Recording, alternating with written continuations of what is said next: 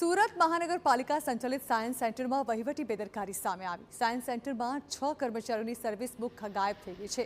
પાલિકાના વિવિધ વિભાગોને મિસપ્લેસ અંગે પત્ર લખાયો છે। સુરત મનપાના 120 વિભાગોમાં પત્ર લખીને આ અંગે જાણ કરવામાં આવી છે। કોઈ વિભાગમાં સર્વિસ બુક ગઈ હોય તો પરત કરવા જણાવાયું છે। જવાબદાર અધિકારી અને કર્મચારીઓ સામે પણ પગલાં લેવામાં આવશે।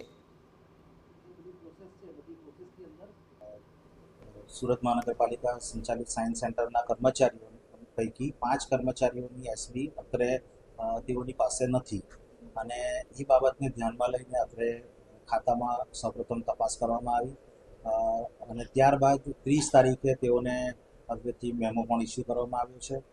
સુરત મહાનગરપાલિકાના 120 ખાતાઓની અંદર લેટર લખવામાં આવ્યો છે કે શરત ચૂકથી જો તેઓની પાસે જો આ એસબી આવી ગઈ હોય તો તેઓ આ અત્રેના ખાતેને પરત કરે।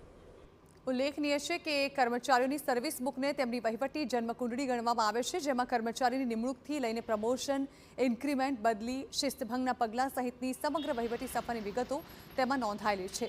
પરંતુ તે સર્વિસ બુક જ ગાયબ થઈ જતાં સુરતનું સાયન્સ સેન્ટર ચર્ચાનો વિષય બન્યું છે। આ પહેલા મુલાકાતીને સવલતોના અભાવને લઈ સાયન્સ સેન્ટર અગાઉ પણ ચર્ચામાં આવ્યું હતું। ત્યારે હવે એ જોવાનું રહેશે કે ગાયબ સર્વિસ બુક ક્યારે મળે છે અને આ મામલે જવાબદારો વિરુદ્ધ શું કાર્યવાહી થાય છે।